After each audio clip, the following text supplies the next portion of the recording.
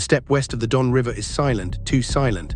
A pale winter sun hangs low over the frozen ground near Stalingrad, casting long shadows from burnt-out Soviet trucks and abandoned artillery pieces. The air smells of oil, frost, and something rotten beneath the snow. You can almost feel it in your lungs, the kind of cold that doesn't just bite but waits. Inside a German command dugout, a field telephone crackles, then another, then another. At the front, Lieutenant General Friedrich Paulus, commander of the German 6th Army, studies his maps by lamplight. His army, nearly 300,000 men, is deep inside the ruins of Stalingrad. They've been fighting house to house for months. Cellars, stairwells, factories reduced to skeletons of steel and brick, but something is wrong. Reports are coming in from the flanks, not from the city itself, but from the wide open steppe held by Romania's 3rd and 4th armies. Soviet armor, massed artillery, unusual radio traffic, movement at dawn. Paulus stiffens. He has heard this before. Weeks earlier, German reconnaissance officers had warned that Soviet forces were quietly building strength north and south of Stalingrad. Not scattered units, entire armies, tanks hidden in forests, artillery dug into frozen ground, supply roads humming at night. They called it a buildup, they called it dangerous, they called it urgent. Paulus forwarded the warnings up the chain. Berlin dismissed them. At Hitler's headquarters, intelligence assessments painted a different picture. The Red Army, they said, was exhausted, bled white, on the verge of collapse. Soviet counterattacks, Hitler insisted, would be local, disorganized, easily crushed by German firepower. And so the warning was ignored. Now, before sunrise on November 19th, the Soviet Union is about to prove how wrong that assumption was. At 0720, the sky explodes. More than 3,500 Soviet guns open fire in a single, coordinated barrage, one of the largest artillery bombardments in military history. The earth shakes, snow and dirt erupt into the air like geysers. Romanian positions on the flanks vanish in fire and smoke. German liaison officers embedded with Romanian units hear screaming over the radios, then silence, and then the tanks. From the fog and smoke emerge waves of T-34s, their wide tracks grinding over frozen ground that German intelligence believed impassable. Soviet infantry follows close behind, bundled in white camouflage, moving fast, disciplined, relentless. This is Operation Uranus. Within hours, the German flanks are collapsing. At 6th Army headquarters, Paulus receives the first clear confirmation. Romanian divisions are breaking. Anti-tank guns are destroyed or out of ammunition. German reserves, thin, scattered, and already overextended, are nowhere near enough. Paulus immediately requests permission to pull back. Just a limited withdrawal, he argues. A temporary movement to re-establish a defensive line before the Soviets break through completely. The response from Hitler is swift and final. The 6th Army will hold its positions.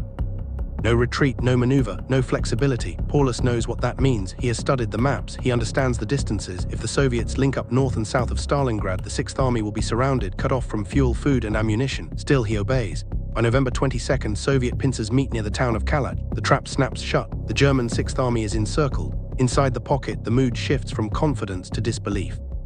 Units that once expected victory now count shells and ration bread. Fuel dumps burn low. Radios crackle with fragments of orders that no longer make sense. But the real crisis isn't the Soviet tanks pressing inward, it's what's not moving. Across the frozen battlefield, German panzers sit silent. Tigers, Panzer IVs, assault guns, some intact, some barely damaged. Powerful machines capable of dominating open terrain, but they don't move. No fuel, no spare parts, broken transmissions, frozen engines. German armored doctrine prized power and precision, but not sustainability. Complex machines required specialized maintenance and parts that could no longer reach the pocket. A single damaged component could immobilize an entire tank. Meanwhile, Soviet repair crews work behind the lines with brutal efficiency. Damaged T-34s are dragged back, welded, refueled, and returned to combat, sometimes within hours. Their designs are simpler, cruder, easier to fix in the mud and snow. The Red Army bleeds, but it recovers. The Germans bleed and stay broken. Paulus sends message after message to Berlin. He requests a breakout, then another. He warns that the airlift promised by Hermann Göring cannot possibly supply an army of this size. Hitler refuses to listen.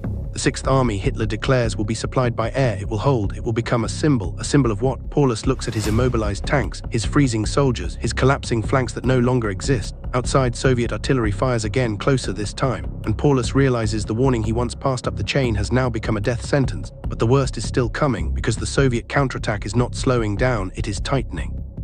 And soon, the 6th Army will understand what it means to be trapped with no way out. The first transport planes arrive just after dawn. Their engines echo faintly through the grey Stalingrad sky, a distant mechanical hum that makes men lift their heads from foxholes and ruined cellars.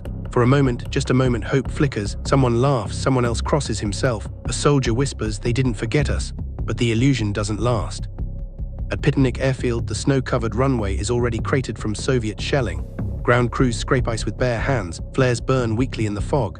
A Ju-52 transport lurches in, wheels slamming down hard. It skids, nearly tips. When it finally stops, men rush forward. The cargo doors open. Inside, sacks of mail, medical supplies without medicine, a few crates of ammunition, wrong caliber, no fuel, no spare parts, no miracle. This is the Luftwaffe airlift Hitler promised would save the 6th Army. It is already failing. The math never worked. To keep the encircled army alive, the Luftwaffe needed to deliver 700 tons of supplies per day. On their best day, flying in perfect weather under constant Soviet fire, they manage barely 100. And every day, Soviet fighters get closer.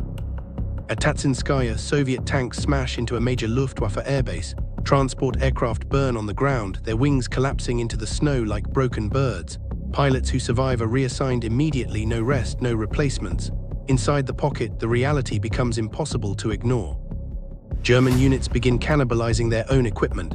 A Panzer IV with a cracked gearbox is stripped for parts to keep another tank running, then another. Soon even that stops. There are no more usable components, no lubricants, no replacement tracks. One officer writes in his diary, "We have tanks, we have guns, but they are statues."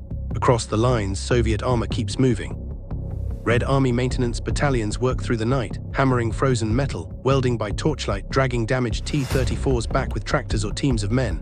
Engines are swapped in the open. Armor plates are patched instead of replaced. Function matters more than perfection. A Soviet tank knocked out in the morning may be back by evening. A German tank disabled once is often gone forever. Paulus watches this imbalance grow with every report. He sends another message to Berlin, measured, professional, desperate beneath the surface.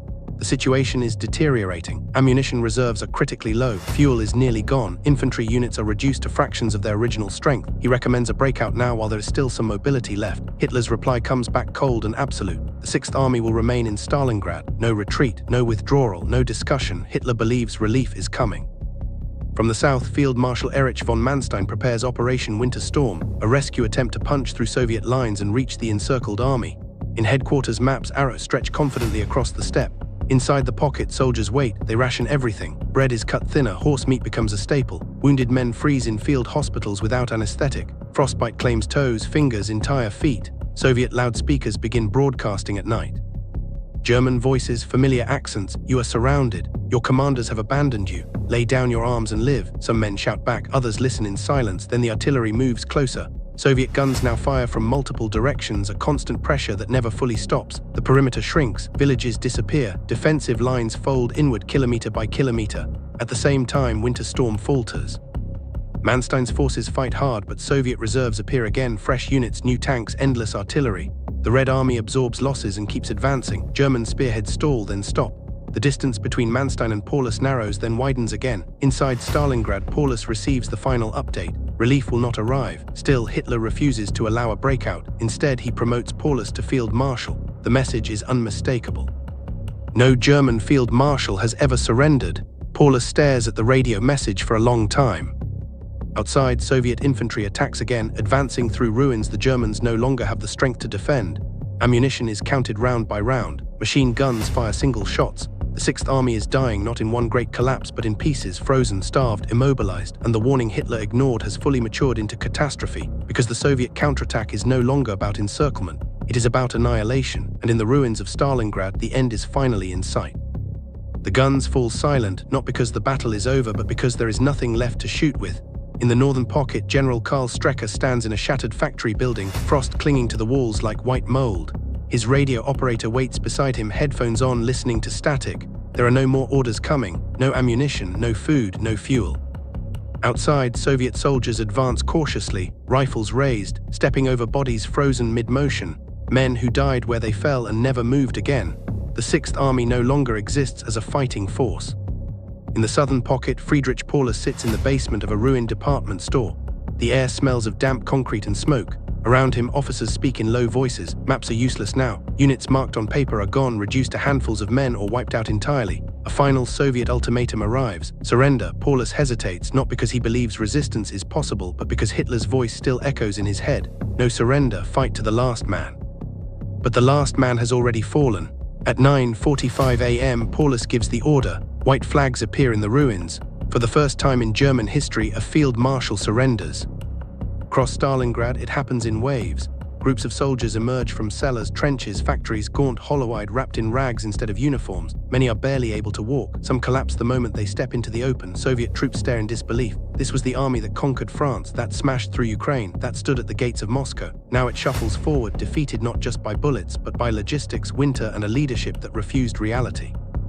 Of the 290,000 men who entered the Stalingrad campaign, barely 90,000 go into captivity. Fewer than 6,000 will ever return home. Back in Berlin, the news hits like a physical blow. Goebbels declares total war. Church bells ring for the dead. The German public is told the truth carefully, bitterly, incompletely. But inside the German high command, something far more dangerous has happened. The myth is broken.